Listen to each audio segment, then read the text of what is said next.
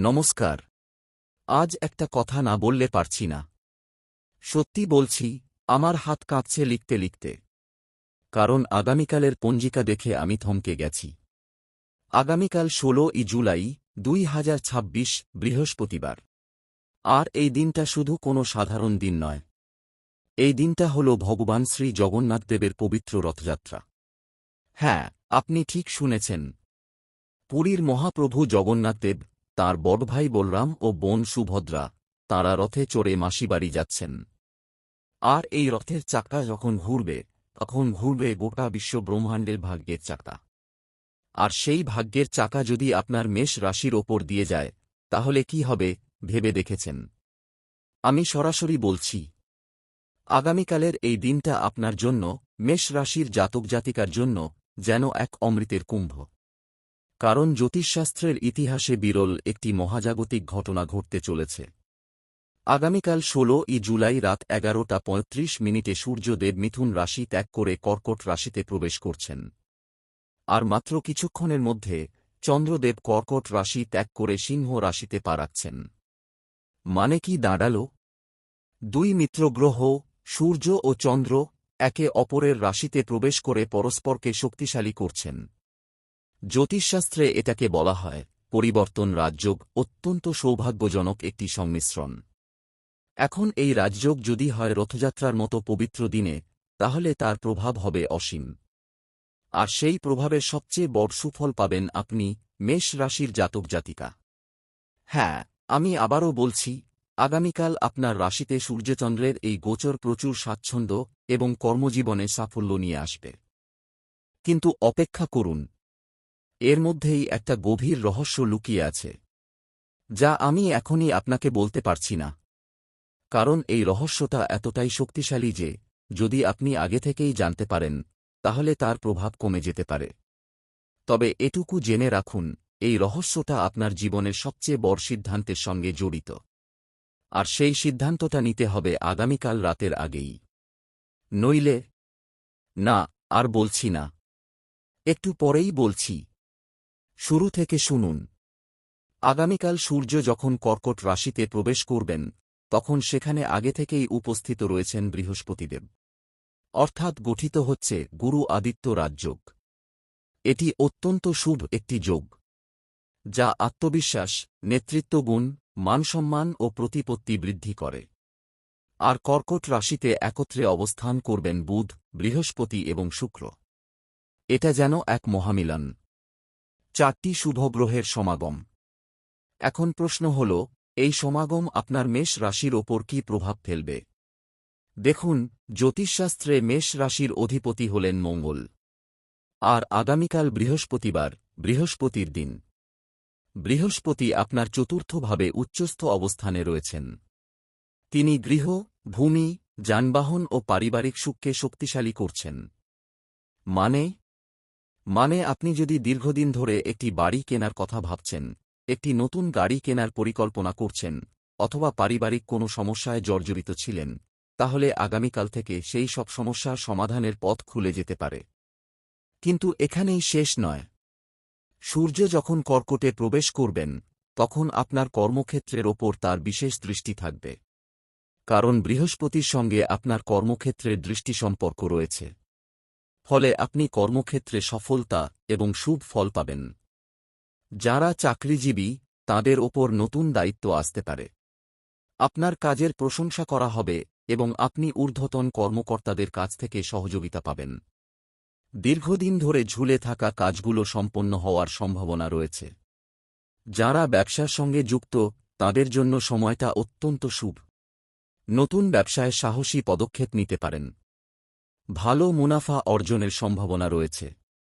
আপনার সামাজিক মর্যাদা বাড়বে। সমাজে আপনার অবস্থান আরও সুদৃঢ় হবে। লোকেরা আপনার দিকে ভিন্ন চোখে তাকাবে। আপনার কথার গুরুত্ব বাড়বে। এটা কিন্তু ছোটখাটো কথা নয়। এটা আপনার জীবনের একটি টার্নিং পয়েন্ট হতে পারে। আমি কিন্তু এখনও সেই রহস্যের কথা বলিনি। আমি বলেছিলাম, শেষে একটা কথা আছে যা কেউ বলেনি।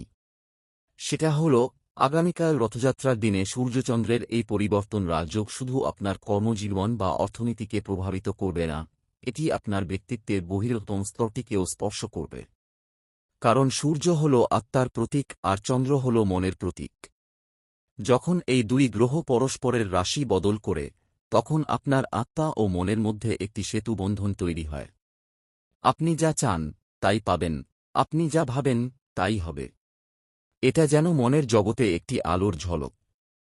এই ঝলক যদি আপনি ধরতে পারেন, তাহলে আগামী কয়েক মাস আপনার জীবন সম্পূর্ণ বদলে যেতে পারে। কিন্তু এই শক্তি অর্জনের জন্য একটি শর্ত আছে। আর সেটা হল, আপনি যদি সত্যিই চান যে এই রাজযোগ আপনার জীবনে সম্পূর্ণ ফলপ্রসূ হোক, তাহলে আগামীকাল সূর্যোদয়ের সময়, অর্থাৎ সকাল ৫টা ৫ মিনিটে, পূর্ব দিকে মাথা করে দাঁড়িয়ে সূর্যদেবকে প্রণাম করুন এবং মনে মনে বলুন, হে সূর্যদেব, আপনি যখন কর্কট রাশিতে প্রবেশ করবেন, আমার জীবনে আলো ছড়িয়ে দিন, এতটুকুই করতে হবে। কিন্তু এই ছোট্ট কাজটাই আপনার ভাগ্যের দরজা খুলে দিতে পারে। আমি কিন্তু এখনও ভয়ের কথা বলিনি। হ্যাঁ, এই শুভ যোগের মধ্যেও কিন্তু একটি সতর্কতা রয়েছে। কারণ জ্যোতিষশাস্ত্র বলে, অতি শুভ যোগের আগে অতি অশুভ যোগ আসে। আর আগামীকাল রথযাত্রার দিনে এই বিরল সূর্যচন্দ্র সংযোগের সঙ্গে সঙ্গে কিন্তু শনি, রাহু, কেতুর প্রভাবও রয়েছে। শনিদেব ওই মীন রাশিতে অবস্থান করছেন, রাহু রয়েছেন কুম্ভ রাশিতে, আর কেতু রয়েছেন সিংহ রাশিতে। মানে আপনার দ্বিতীয় ভাব ও অষ্টম ভাবের ওপর এই গ্রহগুলির প্রভাব পড়তে পারে। দ্বিতীয় ভাব মানে অর্থ, পরিবার, কথা। অষ্টম ভাব মানে আকস্মিক ঘটনা, দুর্ঘটনা, অপ্রত্যাশিত ব্যয়। তাই সাবধান, আগামীকাল আপনি যেন কোনো বাড়াবাড়ি না করেন, বিশেষ করে অর্থের ক্ষেত্রে। আমি আগেই বলেছি, সম্পত্তি, যানবাহন বা নতুন বাড়ি কেনার প্রবল সম্ভাবনা রয়েছে। কিন্তু তার মানে এই নয় যে আপনি অন্ধের মতো টাকা খরচ করে ফেলবেন। বৃহস্পতি আপনার চতুর্থ ভাবে থাকলেও দ্বিতীয়ভাবে মঙ্গলের প্রভাবে আপনার কথাবার্তায় কঠোরতা আসতে পারে। মানে আপনি যদি কারো সঙ্গে ঝগড়া করেন, তাহলে সেই ঝগড়া মারাত্মক রূপ নিতে পারে। কারণ মঙ্গল হল যুদ্ধের গ্রহ। আর তিনি যখন আপনার কথার ভাবে অবস্থান করবেন, তখন আপনার মুখ থেকে এমন কথা বের হতে পারে যা সম্পর্ক নষ্ট করে দিতে পারে। আরও একটি বড় সতর্কতা, আগামীকাল রথযাত্রার দিনে আপনি যেন কোনোভাবেই আমিষ খাবার না খান। এটি অত্যন্ত পবিত্র একটি দিন। এই দিনে যদি আপনি পবিত্রতা বজায় না রাখেন, তাহলে জগন্নাথ দেবের ক্রোধের শিকার হতে পারেন। আর জগন্নাথ দেবের ক্রোধ মানে আপনার ভাগ্যের চাকা বিপরীত দিকে ঘুরতে পারে। তাই আজ রাত থেকেই সাত্ত্বিক খাবার খান, মনকে পবিত্র রাখুন এবং আগামীকাল সকালে স্নান সেরে জগন্নাথ দেবের নাম নিয়ে দিন শুরু করুন। আমি দেখছি, অনেকে আমার কথা শুনে হয়তো ভাবছেন, এটা তো অনেক বড় কথা বলছেন। সত্যি কি এত বড় পরিবর্তন আসবে? আমি আপনাকে বলছি, জ্যোতিষশাস্ত্র কোনো ফাঁকি নয়। এটি মহর্ষিদের দেওয়া একটি বিজ্ঞান। আর এই বিজ্ঞান আজও শতভাগ সত্যি প্রমাণিত হচ্ছে। আগামীকাল সূর্য যখন কর্কট রাশিতে প্রবেশ করবেন, তখন শুধু মেষ রাশি নয়, 5টি রাশির জাতক জাতিকাদের জীবন বদলে যাবে। কিন্তু মেষ রাশির ওপর তার প্রভাব হবে সবচেয়ে বেশি, কারণ আপনি হচ্ছেন অগ্নি রাশির প্রথম সন্তান। আপনি যোদ্ধা। আর যোদ্ধাদের জন্যেই তো এই ধরনের রাজযোগ তৈরি হয়। আমি এখন আপনাকে একটি বিশেষ রক্ষামন্ত্র দিতে চলেছি। এই মন্ত্রটি আগামীকালের জন্য মেষ রাশির সুরক্ষা কবচ। কিন্তু এই মন্ত্র শুধু পড়লেই হবে না, এটি সক্রিয় করতে হবে। মন্ত্রটি হল, ও জগন্নাথায় নমঃ। এই মন্ত্রটি আজ রাতে এবং আগামীকাল সকালে মোট 108 বার জপ করুন। 108 বার। কিন্তু মনে রাখবেন, এই মন্ত্রের শক্তি তখনই পূর্ণ হবে যখন আপনি এটি বিশ্বাসের সঙ্গে জপ করবেন এবং ভগবান জগন্নাথের কাছে নিজের সমস্ত সমস্যা সমর্পণ করবেন। জপ না করলে, বিশ্বাস না করলে আগামীকালের বিপদ থেকে রক্ষা কঠিন। কিন্তু পূর্ণ বিশ্বাসে জপ করলে স্বয়ং জগন্নাথ দেব রক্ষাকর্তা হবেন। আপনার জীবনের সমস্ত বাধা দূর করবেন। ও জগন্নাথায় নমঃ। ও জগন্নাথায় নমঃ। ও জগন্নাথায় নমঃ। এখানে আমি আরেকটি গুরুত্বপূর্ণ বিষয় বলতে চাই। রথযাত্রা শুধু একটি উৎসব নয়, এটি ভক্তির এক অনন্য প্রকাশ। জগন্নাথ দেব যখন রথে চড়ে বের হন, তখন তিনি সবার জন্য দরজা খুলে দেন। তিনি বলেন, আমি সবার, আর সেই বার্তাটি যদি আপনি নিজের জীবনে প্রয়োগ করতে পারেন, তাহলে দেখবেন আপনার প্রতি মানুষের ভালোবাসা কয়েক গুণ বেড়ে যাবে। আপনি যদি কারো প্রতি বিদ্বেষ পোষণ করেন, তাহলে আগামীকাল সেই বিদ্বেষকে দূর করে দিন। কারণ এই দিনটি হল ক্ষমা ও ভালোবাসার দিন। আর যদি আপনি ক্ষমা করতে পারেন, তাহলে জগন্নাথ দেব আপনার সমস্ত পাপ ক্ষমা করে দেবেন। এটাই হল রথযাত্রার আসল তাৎপর্য। আমি আপনার রাশির আরও কিছু বিশেষ দিক নিয়ে আলোচনা করতে চাই। মেষ রাশি হল অগ্নি রাশি। আপনার মধ্যে রয়েছে অদম্য সাহস, অপরিমেয় শক্তি এবং নেতৃত্ব দেওয়ার ক্ষমতা। কিন্তু এই গুণগুলির কারণেই আপনি অনেক সময় অধৈর্য হয়ে পড়েন। আগামীকালের এই রাজযোগ আপনাকে ধৈর্য ধরার শিক্ষা দেবে। কারণ সূর্য যখন কর্কট রাশিতে প্রবেশ করবেন, তখন তিনি আপনার আবেগের ওপর নিয়ন্ত্রণ আনবেন। আপনি আরও সংবেদনশীল হবেন, আরও সহানুভূতিশীল হবেন। এটি আপনার ব্যক্তিত্বের একটি নতুন দিক উন্মোচন করবে। আপনি দেখবেন আপনি আগের চেয়ে অনেক বেশি পরিপক্ব হয়ে উঠছেন। আপনার প্রেমজীবনের কথা বলি। যারা অবিবাহিত, তাদের জন্য আগামীকাল থেকে নতুন সম্পর্কের সম্ভাবনা তৈরি হতে পারে। বিশেষ করে যদি আপনি কোনো সামাজিক অনুষ্ঠানে যান, তাহলে সেখানে আপনার পরিচিতির সংখ্যা বাড়তে পারে।